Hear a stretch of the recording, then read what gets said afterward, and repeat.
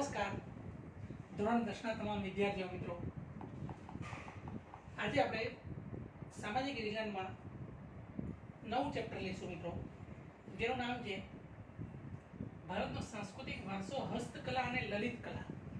ખૂબ જ અગત્યનો અને બહુ જ સરળ પાઠ છે આપણા ઇતિહાસનો. જેમ અગાઉ આપણે ચેપ્ટર 1ના અંદર વારસો ભણ્યા, ભારતનો વારસો, કે વારસો એટલે પેઢી દર પેઢી જે જીવનમાં જે કાંઈ મળ્યું એને શું કહીએ છીએ આપણે? વારસો. એટલે કે આપણા પૂર્વજો તરફથી મળેલી અમૂલ્ય ભેટ, એટલે એને આપણે વારસો કહીએ. વારસામાં વાત કરી પ્રાકૃતિક વારસો અને સાંસ્કૃતિક વારસો વાત કરી મિત્રો, કે પ્રકૃતિ, પર્યાવરણ અને માનવ જીવનનો નિકટતર સંબંધ એટલે કહેવાય છે પ્રાકૃતિક વારસો. જેમાં આપણે નદીઓ, વૃક્ષો, તરુ, લતા, પહાડ, નદીઓ, ઝરણા, દરિયો, સમુદ્ર, સૂર્ય, બધી વસ્તુઓ સમાવેશ થયો હતો અને પ્રકૃતિ દ્વારા દેન છે.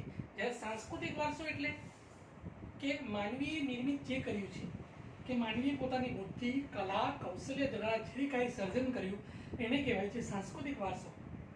સાંસ્કૃતિક વારસામાં આપણે એના ઉદાહરણોની વાત કરી હતી, જેમ કે મહેલો, મકબરા, સ્તૂપ, વિહાર, કિલ્લાઓ, ચૈત્યો, દરવાજા, ઘુમ્મટ, કેટલી વસ્તુ, મકાનો, રસ્તાઓ, જે વસ્તુ માનવીએ બનાવી છે પોતાની બુદ્ધિ, કલા અને કૌશલ્ય દ્વારા સર્જન કર્યું, એને આપણે કહીએ છીએ સાંસ્કૃતિક વારસો. તો આપણે પાઠનું નામ પણ તમે દેખતા હશો કે ભારતનો સાંસ્કૃતિક વારસો. હવે આગળ આપણે સાંસ્કૃતિક વારસાની વાતો કરીએ કે માનવીએ જે કાંઈ બુદ્ધિ, કલા, કૌશલ્ય દ્વારા સર્જન કર્યું છે અને એ સર્જન કરીને જે માનવીએ આપણને ભેટ આપી છે, એટલે આપણા પૂર્વજો તરફથી આ વસ્તુ બનતી આવી છે. આપણી પરંપરાઓ, રિવાજો પ્રમાણેની વાત કરીએ, રૂઢિઓ, રીત રિવાજો પ્રમાણે આપણને શું આપણા પૂર્વજોએ શું આપી છે? ભેટ આપી છે, સાંસ્કૃતિક વારસો આપ્યો છે આપણને. એટલે એની સંકલ્પના પણ આપણે સમજ્યા કે સાંસ્કૃતિક વારસો એટલે માનવી પોતાની બુદ્ધિ, કલા, કૌશલ્ય દ્વારા જે કાંઈ સર્જન કર્યું એને સાંસ્કૃતિક વારસો કહેવાય છે. તો આ સાંસ્કૃતિક વારસામાં આપણે વાત કરવાની છે હસ્તકલા અને લલિત કલાઓ. આ ચેપ્ટર આપણે પરીક્ષાના 3 માર્ક્સનું છે, જેમાં ઓબ્જેક્ટિવ વિભાગ એના અંદર એક પ્રશ્ન આવશે, ચાહે ખાલી જગ્યાના સ્વરૂપે કે ચાહે વૈકલ્પિક કે એક વાક્યના પ્રશ્નમાં કે ખરા ખોટા કોઈ પણ નક્કી નથી, પણ 1 માર્ક્સમાં ફિક્સ પૂછાશે અને 2 માર્ક્સનો એક પ્રશ્ન પૂછાશે વિભાગ બી ના અંદર, જે 17 નંબરનો પ્રશ્ન આવે છે. મોટેભાગ ફાઇનલ જ છે, તમને કહું કે બ્લુ પ્રિન્ટ પ્રમાણે આ તૈયારી મિત્રો આપણે કરી છે. આઈએમપી પ્રશ્નોની નોટ કરાવું છું અત્યારે હું તમને અહીંયા. તો આપણે આ આપણા સાંસ્કૃતિક વારસા પ્રત્યે આપણને ગૌરવ હોવું જોઈએ. પહેલાં પહેલું આપણે આપણા વારસાની ફરજો, આપણે નાગરિકોની મૂળભૂત ફરજો આપણે સમજ્યા હતા વારસા અંદર, ચેપ્ટર છેલ્લા અંદર 51 કલમ 51 ક અનુસાર, બરોબર છે, કે દરેકે દરેકનું આપણે શું કરવું જોઈએ? સંરક્ષણ જેવું છે, પ્રાકૃતિક ચાહે સાંસ્કૃતિક, કેમ કે આપણા પૂર્વજો તરફથી મળેલી ભેટ છે. હવે વારસાને આપણે 2 પ્રકાર બીજા પણ એની સંકલ્પના એનો ઉલ્લેખ કરેલો છે, જેમ કે જૈવિક વારસો, કે માતા પિતા તરફથી જે આનુવંશિક લક્ષણો જે મળે છે, ધારો કે એમનો ચહેરો, નાક, આંખ, બરાબર, શરીર, આ આનુષંગિક લક્ષણો છે કે જે એ બાળક પર દેખાતા હોય છે એના માતા પિતાને. એટલે કે પૂર્વજો તરફથી જે આનુષંગિક માનસિક, શારીરિક લક્ષણો જે મળતા હોય છે એ જૈવિક વારસો છે. અને ભૌતિક વારસો એટલે કે માતા પિતા તરફથી જે જંગમ પ્રોપર્ટી, પછી તમારે સ્થાવર મિલકત, જમીન, જાગીર, આ બધું મળતું હોય એ કહેવાય છે ભૌતિક વારસો, બરોબર. અને જે હમણાં વાત કરી કે સાંસ્કૃતિક વારસો, એટલે કે માનવી પોતાની બુદ્ધિ, કલા, કૌશલ્ય દ્વારા જે કાંઈ સર્જન કર્યું એને કહેવાય સાંસ્કૃતિક વારસો. એમ તો આપણે આ પાઠના અંદર જે હસ્તકલા છે, આમ તો કેટલી કલાઓ છે ભારતના અંદર? 64 કલાઓનો ઉલ્લેખ કરવામાં આવ્યો છે. કેટલી કલાઓ? 64 કલાઓનો હુનર, કારીગરીનો આપણે એ કરવામાં આવ્યું છે. સંગીત, નાટ્ય, ચિત્રકલા. અને બીજી વાત કરી છે લલિત કલા, સંગીત, નૃત્ય અને નાટ્ય, આ 3 શું છે? લલિત કલા, કે જે માનવીને મનોરંજન આપે છે. તો આપણે સૌ પ્રથમ વાત કરીશું પહેલી હસ્તકલાઓ. પણ એના પહેલા તમને એ જણાવો કે આપણી પુસ્તકમાં પણ આપ્યું છે, તમે પેરેગ્રાફમાં બીજો દેખશો પુસ્તકના, એમાં અંડરલાઇન પણ કરી દેજો બીજા પેરેગ્રાફની છેલ્લી લીટીના અંદર, કે આ ભારતની સાંસ્કૃતિક પ્રતીક સમાન યોગ વિદ્યા પણ સમગ્ર દુનિયામાં સ્વીકારી છે. યોગ વિદ્યા, કે આજે તમે દેખતા હશો કોઈ વિશ્વ યોગ દિન જાહેર કર્યો આપણા પ્રાઇમ મિનિસ્ટર મોદી સાહેબે. વિશ્વ 21મી જૂન વિશ્વ યોગ દિન તરીકે આપણે સમગ્ર વિશ્વના અંદર આજે આપણે ઉજવણી કર્યા છે મિત્રો. તો એ અંડરલાઇન કરજો, આપણી પુસ્તકમાં આવશે કે વિશ્વ યોગ દિન કઈ તારીખે ઉજવાય છે, કયા દિવસે ઉજવાય છે. તો 21મી જૂન વિશ્વ યોગ દિન તરીકે સમગ્ર વિશ્વના અંદર શું કરવામાં આવે છે? એની ઉજવણી કરવામાં આવે છે. એટલે ખાસ નોંધ રાખજો. હવે વાત કરીએ કલાઓ, તો એના અંદર 3 કલાઓની આપણે આજે ચર્ચા કરીએ. એમાં પહેલા પેલી છે માટી કામ કલા, કે આપણા પૂર્વજો તરફથી જ મતલબ કે આ બધી કલાઓ પ્રાચીન સમયની છે, આપણે નથી પણ પ્રાચીન સમયથી આ બધી ચાલી આવતી કલા છે અને એને આપણે આજે નિભાવી છે. તો એમાં પહેલા પેલી માટી કામ કલા કે જ્યારે ધાતુની શોધ નથી થઈ ત્યારે સૌ પ્રથમ જે વાસણોનો ઉપયોગ કરતા હશે માનવી, તો એ કયા વાસણોનો ઉપયોગ કરતા હતા? તો તમને ખબર હશે માટીના વાસણો. પ્રાચીન સમયના અંદર ધાતુની શોધ નથી થઈ ત્યારે લોકો શેનો ઉપયોગ કરતા? આ માટીના વાસણોનો ઉપયોગ કરતા. અને ખાસ કરી કે માનવીનું જે જીવન છે એ શું છે? પ્રાચીન સંબંધ એનો માટી જોડે જોડાયેલો છે, એટલે કે જીવનની મૃત્યુ પર્યંત એ માટી સાથે સંકળાયેલો છે. એટલે માટીમાંથી એ સમયે શું બનાવવામાં આવતું? રમકડા છે, કોડિયા છે, કુલડી છે, માટલી, ચૂલા, ઈંટો, અનાજની કોઠીઓ, આ બધી વસ્તુઓ શેમાં બનતી હતી? માટીના વાસણોથી બનતી હતી. મતલબ કે આ માટીમાંથી બધી વસ્તુઓ બનાવતા હતા. આ ઉપરાંત ઘી છે, દૂધ છે, દહીં છે, તેલ છે, છાશ છે, એવા દ્રવ્ય પદાર્થો ભરવા માટે પણ કયા વાસણોનો ઉપયોગ થતો હતો મિત્રો? માટીના વાસણોનો.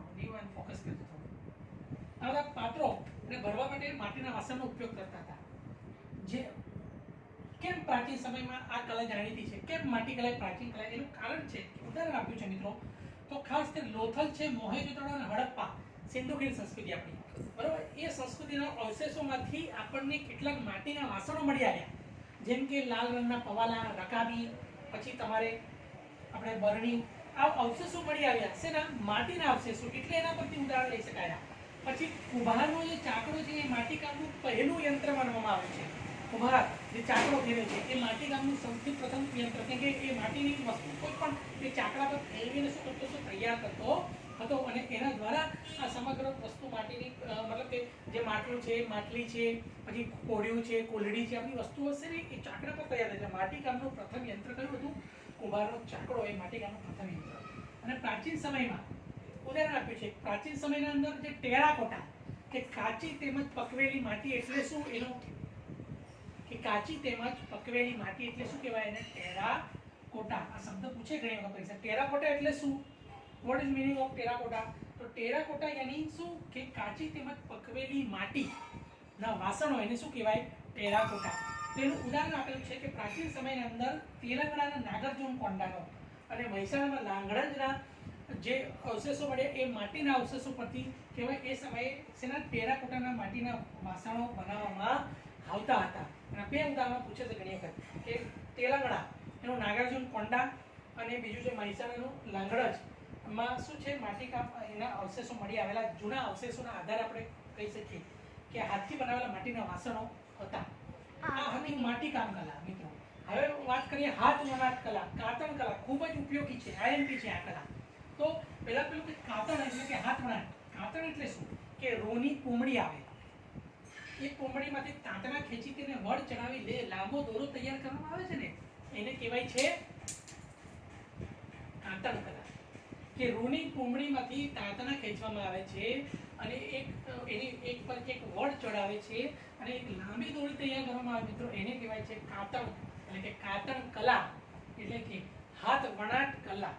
તો ભારતના કારીગરો મિત્રો હતા પ્રાચીન સમયમાં. કેમ આ કલા પ્રખ્યાત છે? કે ભારતની પ્રાચીન કલામાં આ પણ કલાની ગણના કરવામાં આવી છે. એનું કારણ છે કે ભારતના કારીગરો દ્વારા જે તૈયાર થતો મલમલનો ટાંકો, મલમલ રેશમી વસ્ત્ર છે, એક વીંટીમાંથી પસાર થઈ જતું આમ કાઢો હતો. અને દીવાસળીની પેટીમાં પણ શું સમાઈ શકતો એટલો સોફ્ટ અને મલમલનો ટાંકો હતો. એનું ઉદાહરણ ગણી શકાય આપણે હાથ વણાટ મિત્રો. અને બીજા એવા કેટલાય ઉદાહરણો ભારતના અંદર અત્યારે પણ છે. કાશ્મીરનું તમે ગલીચું લાવો, કેટલું સોફ્ટ આવે છે, એકદમ વાળીને મૂકી દો. તમે બહાર ગયા હોય તો તમે મોટે ભાગે એક નાની આટલી બેગના અંદર મોટો આપણે ડબલ બ્લેન્કેટ હોય છે, ગમે તેવું તમે દેખતા હશો. ગલીચાઓ છે પાથરવાના એટલે સોફ્ટ અથવા કુરિયર દ્વારા પણ મોકલે છે. એ કાશ્મીરના ગલીચા ફેમસ છે. હજી ગુજરાતનું બીજું ફેમસ છે પાટણનું પટોળું. ભારતના અંદર કાશ્મીરના ગલીચા, તો ગુજરાતના અંદર જે પાટણ છે એ પાટણનું પટોળું ફેમસ છે હાથ વણાટમાં. પછી કાજીગરમની સાડી, બનારસની કાશીની સાડી અને રાજસ્થાનની બાંધણી, આ બધી હાથ બનાવટના આપણા ભારતના શું છે જાણીતા શહેરો છે ને એના નમૂનાઓ છે. જે પરથી કહી શકાય કે ભારત એ હાથ વણાટ કલા એટલે કે કાતણ કલાની અંદર ફેમસ હતું. હવે એનું એક ચોક્કસ ઉદાહરણ તમને મિત્રો આપ્યું છે, પૂછે છે પરીક્ષામાં કે પટોળો એટલે શું અથવા પાટણના પટોળા જગતભરમાં વિખ્યાત છે કારણ આપો તો ખાસ કરી વાત કરીએ ગુજરાતમાં સોલંકી યુગ દરમિયાન પાટણનું પટોળું જગતભરમાં વિખ્યાત થઈ ગયું. તો પાટણના પટોળા એ ક્યાં સોલંકી યુગ દરમિયાન આ કલા પ્રોત્સાહિત થઈ. આપણે ગુજરાતના અંદર સોલંકી યુગ દરમિયાન આ પાટણનું પટોળું એ શું થઈ ગયું, બહુ ફેમસ થઈ ગયું. અત્યારે પણ પાટણના પટોળા તરીકે પાટણ જાણીતું છે મિત્રો. તો આ કલા 850 વર્ષ પ્રાચીન કલા માનવામાં આવી છે. કઈ? પાટણના પટોળાની. આ પાટણનું પટોળું એટલે શું, પેલા વ્યાખ્યા પૂછે સંકલ્પના કે પટોળું એટલે શું. તો પાટણમાં જે બને છે એ બનતું એક રેશમી વસ્ત્ર. પાટણમાં જે રેશમી વસ્ત્ર, એ રેશમી વસ્ત્ર જે બનતું રેશમી વસ્ત્ર એને બેવડ ઇક્ત કહેવાય છે. બેવડ ઇક્ત એટલે વણાટ. ઇક્ત એટલે શું? વણાટ. પ્રશ્ન પૂછે ઇક્ત એટલે શું, તો વણાટ. અને બેવડ એટલે કે બે બાજુ. તો બે બાજુ વણી શકાય એ પાટણનું પટોળું કહેવાય. એટલે પાટણના પટોળાના સંકલ્પમાં શું કહી શકાય, સરળ ભાષામાં કહીએ તો પાટણમાં બનતા રેશમી વસ્ત્ર બેવડ ઇક્ત કે જેને બે બાજુ પહેરી શકાય, બરોબર, એને કહેવાય છે પાટણનું પટોળું. તેને બંને બાજુ મિત્રો પહેરી શકાય છે. વર્ષો સુધી આ ટકી રહે છે, તેનો રંગ પણ જતો નથી, ફાટતું પણ નથી. એટલે એની એક કહેવત ફેમસ છે પાટણના અંદર કે પડી પટોળે ભાત, ફાટે પણ ફીટે, એનો રંગ પણ ક્યારે જતો નથી. તો મિત્રો આ હતી આપણી હાથ વણાટ અને કાતમ કામ કલા. હવે ત્રીજી વાત કરીએ હીરા મોતી મીના કારીગરી કલા. ખૂબ જ ફેમસ કલા. આ પણ આપણા પ્રાચીન ભારતની. કારણ શું કે ભારતનો જે દરિયા કિનારો છે 7517 કિલોમીટર લાંબો દરિયા કિનારો છે મિત્રો.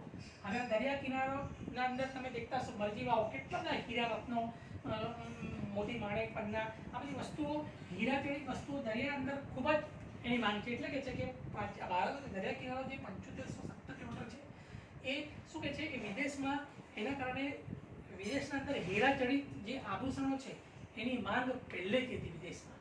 અને ભારતમાંથી આ બે વસ્તુ ખાસ મળી આવી, બે હીરા, એક ગ્રેટ મુગલ અને બીજો કોહિનૂર હીરો. આ જગતભરના પ્રખ્યાત હીરા છે. એક માત્ર કયા દેશમાંથી મળી આવ્યા? આપણા દેશમાં, આપણા ઇન્ડિયા, આપણા ભારતમાંથી મળી આવ્યા. ગ્રેટ મુગલ અને બીજો છે કોહિનૂર.